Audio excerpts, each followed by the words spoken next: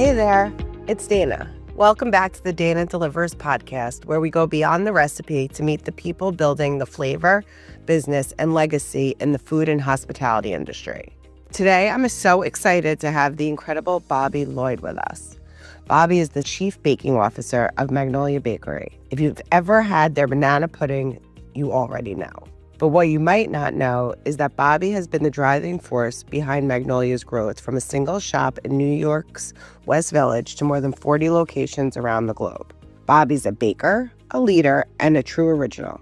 We talk about how she got started from a young girl in Chicago with a passion for cooking at age 8, to writing the Magnolia Bakery handbook, to leading one of the most beloved bakery brands in the world. She shares what it means to lead with heart, stay creative, and keep that homemade magic alive, even at scale. So grab a coffee, maybe even a cupcake, and let's get to it. Bobbie, thank you so much for joining us. My pleasure. So before we talk about where we are and what we're doing in the future, I'd always like to start my conversations about the first time I met someone. And I can't believe that we first met only a month ago at a panel we were doing together, because I can't remember a time in my life that a special occasion wasn't celebrated with a Magnolia cupcake. And it makes me so happy that finally, not only did I get to meet you, but now I feel like our future is so bright with all the amazing things going on. So thank you so much for being here. Thanks. I always feel like it's 6 degrees of separation with banana pudding and cupcakes to the rest of the humanity. Right, exactly. And everyone has to smile when they eat because it's just so yummy. So true. So, Bobbie, why don't you tell our audience a little bit about you and your background and how you got to Magnolia?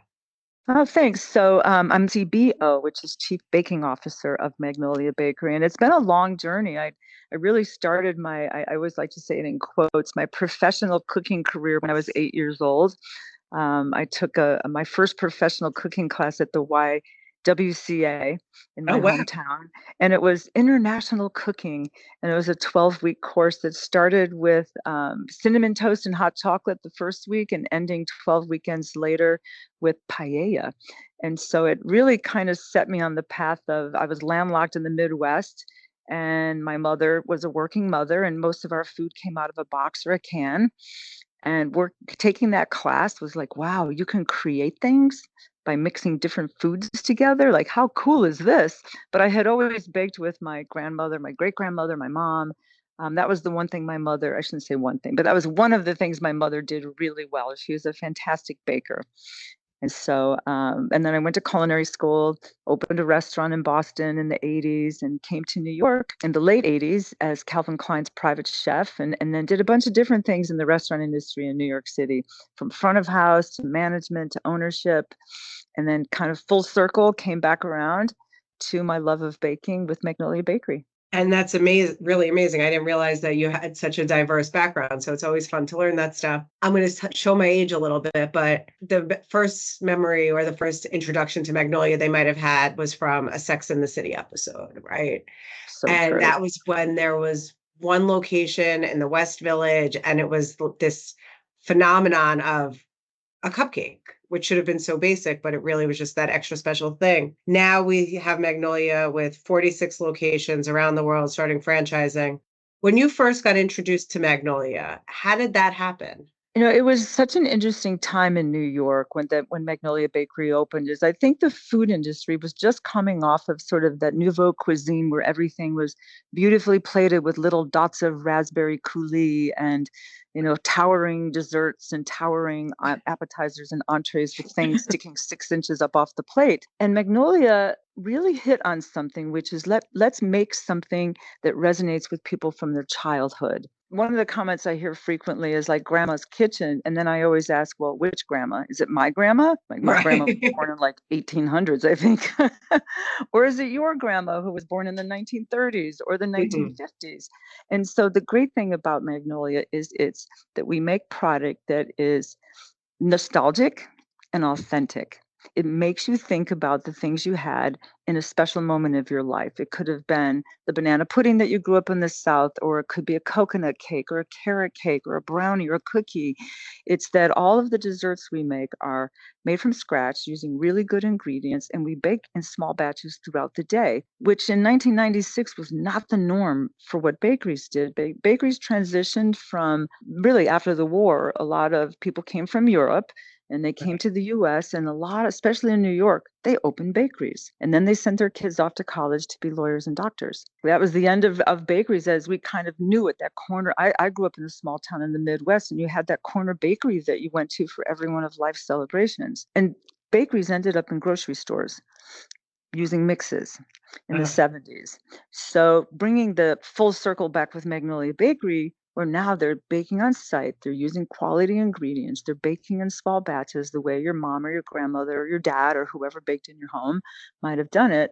That's why people really it just hit a nerve for everyone. Like, wow, this is really good. Yeah. And then you got introduced to it. And what made you, and at the time your partner, get involved and realize that there was so much more than just that one corner store? So my prior partner and I had a couple of different businesses together. One was a consulting company that we started called Soup to Nuts, and the second one was a sandwich concept on the Upper West Side and in the West Village called It's a Wrap. And that was in the mid '90s. And right around the time of Magnolia Bakery. And the sandwich concept store was everything, again, made from scratch, healthy ingredients, good for you, smoothies, fresh squeezed juices, homemade soup salads, and then these wrap Talk about sandwiches. before your time. Oh, it was really the beginning of wrap sandwiches, but we had a different concept, and our concept was, think of it as if you put a dinner plate together, and your dinner plate was, sliced sirloin with cream spinach and balsamic roasted red onions. Now take all of that and wrap it up in a loaf of bread that's fresh baked. It was pretty incredible. So we had done these businesses together that were pretty successful, and he went off to start a construction company a few years later, and our paths kept crossing in different ways. I had worked I got involved in another restaurant group that he was involved in, and then one day he asked me, "Hey, do you know Magnolia Bakery? I met the owner at a party, and I'm considering buying it. Will you go and take a look?" And so I knew it. I went and took a look, and I was like, "Oh my God, gold mine! Let's do this." And so he bought the bakery, and I was the operating partner. That's amazing. And it's just like as you're talking, I'm like smelling it.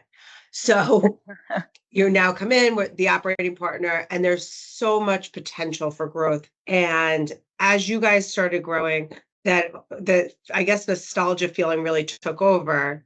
There are other companies that were doing, I don't want to say similar in taste or flavor, but going into the cupcake business and then other nostalgic dessert as well. But you guys really differentiated yourself so much that you were able to grow out not only within New York, but throughout the world. Besides for that small batch deliciousness, is there anything else that you think that you guys did that gave a little extra touch that made you guys the success globally that you guys have become? One thing I think is super important, and I am very strict about this, is that maintaining who you are. We are Right. a classic American style sweets bakery, which means I'm not going to do cake pops. I'm not going to Right. do like weird trendy things that pop up and everyone else is doing them. And it's funny to talk about how cupcakes, the media, kind of when Magnolia Bakery got really, really popular in the early 2000s, the media made up this story that cupcakes were a trend, and they weren't. I had cupcakes at my wedding. I got Uh-huh. married in '97. My mother grew up with cupcakes. My grandmother made cupcakes. So they weren't trendy. They've been around for a really, really long time, and they're still going to continue to be around forever. But the media made it up. And so everybody started opening cupcake shops, and the entry for opening a small bakery selling cupcakes is pretty inexpensive. You buy an oven, you buy a table and a mixer and a refrigerator, and you're making cupcakes. And so it was Right. very easy for the small business owner to start a business and sell cupcakes. The problem so many of them had was that they didn't understand either how to run a business, or you got the bigger companies who said, "Oh, we're going to monetize this in a way." There was one of our competitors who even went public and in their IPO said, "We use a third party provider." translate that to factory. Right. What It the takes out the consumer whole wants. idea of that Yeah, in-house, small batch, delicious cupcake exactly. But in or their baked marketing, good. they said made with love. Like, yeah, really? You're made in the Right. factory. Is that made with love? So that's what resonates with our customers is that we Mhm. still bake on site. We still bake in small batches. We use great ingredients. And Right. I'm always looking for new product to create for us, but that fits our motto of who we are, that we're going to make, this is our mission statement, making today sweeter than yesterday for all the days to come. Oh, I like that. Isn't that nice? Isn't that Yeah, sweet? it really is. I want to like it in my kitchen. Yeah. And so now we could go to the stores, we can go to our local store, buy online.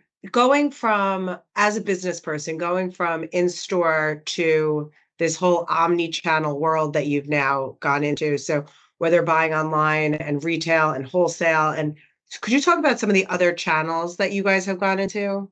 For sure. So, for the first 10, 11, 12 years, we were a retail bakery, bricks and mortar locations. In 2011, 2010 is when we opened our first international location and we launched our e-commerce platform, shipping nationwide. It was not without challenges. It was a hard business to enter, but we figured it out. And I always say how we have And a did you really do it yourself? we did. I've Okay. always said that we had an incredible brain trust within Magnolia Bakery. Now, we Uh-huh. used a platform to help us. We had our own site, but we were also Okay. on Goldbelly. But we do our own fulfillment. So we did our own baking.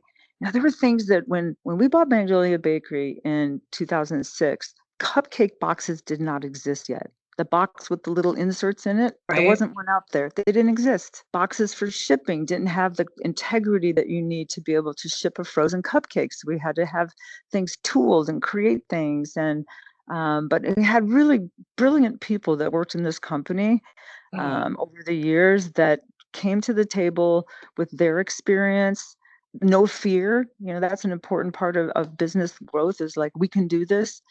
I like to say that, don't say no, find a way to say yes. I feel like I'm getting so much smarter on this call today. Thank you. There's things that I always look at and don't be afraid. Don't be afraid to make a mistake. Mistakes will happen. I like to say that I have my PhD in restaurant management, which I don't think there is such a thing. But I Right. opened my first restaurant in 1984 with a small business administration loan, and then 2 years later sold it in bankruptcy court. Not because Fantastic. it was a good restaurant. We were critically acclaimed, but we made all those first mistakes that restaurant owners make. We were undercapitalized, and we did not understand that we couldn't open our doors with no money in the bank. And that hurt us from day one, even though we were critically acclaimed. Boy, did I learn a lot. I learned a lot, Right. but I didn't let that define me. But, is that a mistake? Well, yeah, we made a big mistake of not getting more money Right. up front. But we worked really hard. We proved ourselves. We had incredible people that worked for us. We had a very loyal fan base at that restaurant. It was called American Accent. Fast forward many years later, as I use all those lessons in my life, and I also have always counted on other people because everyone, including like we're having this conversation, everyone likes to learn from someone else. I'm not afraid to ask what I call the stupid questions. Ask questions. People will open the door and help you.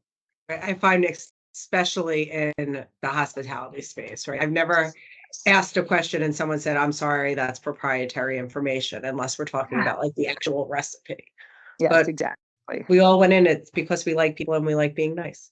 Yeah, Um, exactly. right. So now we can go on Gold Belly. And most recently, as we get caught up to today, you guys have signed your first franchise agreement. I saw it announced recently. And tell us about how exciting that is and what you think the future of Magnolia is going to be. So, yes, we signed our first franchise in Salt Lake City. So, it's a 5-unit deal. I'm super excited about it. It's an incredible market for sweets, sweets and families. So, it's not just that one off where you're kind of, popping in to get, like in New York. A lot of times, we New Yorkers, we love to grab something and walk and talk and eat. Yes. But as soon as you get out of New York City, people are buying things for families, for life celebrations, for literally everyday events, soccer games, and whatever. So I'm really excited to be there. So it's just the infancy. We just announced officially last week that we're franchising domestic. But we've been franchising internationally since 2010. We have 35 stores right now. By the end of the year, we should have 40. And by 2030, we will probably have, I would guess we're going to have 80, at least double of what we currently have with our existing franchisees. So that's without even speculating what we're going to get with new franchisees internationally. Domestic, we're going slow. Okay. Go slow to run fast. I think that's an awesome idea. So we're being very careful, very selective about the franchisees. We want to make sure that they have the right capital, that they have the capacity to do it, meaning business acumen, that they're part of their community. That's a really important part of, they know their market, they know their customer base, and that they're committed. We want franchisees who are going to actually be working in the stores and involved in it, not just somebody who's looking for an investment. Right. No, and that's super important. Bobbie, I thank you so much for your time. As people are listening to this, is there any one piece of advice that you'd give to someone who's in this position where they're taking their business, bringing it to the next level? You just gave so many great little tidbits, but like a final sign off to our audience listening. I would say, number one, believe in your ideas and do everything you can to bring them to fruition, because that's where interesting new things get started. And if you can't believe in yourself, you're not going to be able to sell your ideas. So really believe in what you're doing. And I'll tell you, my first restaurant that I opened, it took us a number of years to get it open because we lost the first location we were looking at that we negotiated for almost a year. It was a great location, but we had to walk away from it because it was a bad deal. So believing in yourself and keep going. I love that. Well, thank you so much for your time. I look forward to seeing you soon, and I'll celebrate this week with a cupcake. Thank you. Thank you for tuning in to another episode of Dana Delivers. I hope you enjoyed this episode. I want to encourage you to follow us on Apple Podcasts, Spotify, or wherever you get your podcasts, and share it with your friends, colleagues, and anyone else who could benefit from it. We have great conversations with top leaders in the restaurant, franchise, and hospitality space, where they offer their knowledge and expertise and give us valuable insight into these industries. If you have any questions or observations you'd like to share with me, please reach out at dana.zukofsky@aprio.com or visit our website at aprio.com to learn more about all the different ways Aprio can help your business.